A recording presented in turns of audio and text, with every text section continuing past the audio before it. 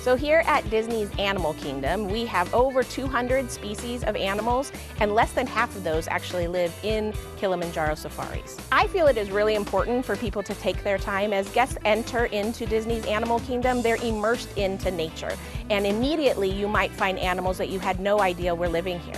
We have kangaroos that live with us here in Disney's Animal Kingdom just around the bottom of the Tree of Life. We have two different species, the red kangaroo, which is the largest of all the kangaroo species, and the western gray kangaroo.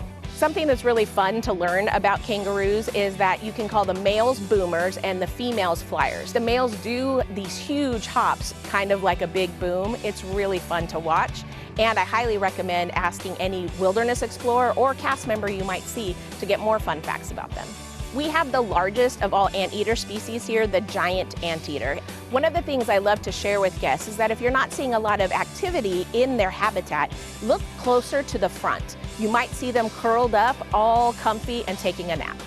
When guests enter Dino Land, they probably aren't expecting to see dinosaurs, but you can see some amazing animals. One of my favorites is Marley, our American crocodile.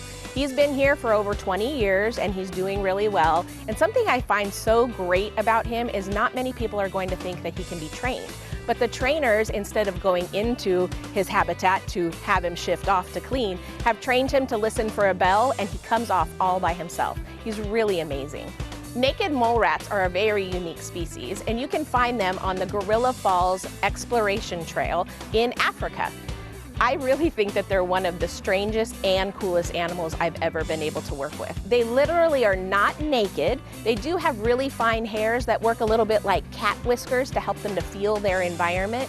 And we have the amazing colonies that you can watch. And one of my favorites is they literally have a bedroom, a nursery if they're gonna have babies, and even a toiletry area. They are one of the cleanest species that I've ever seen that live underground.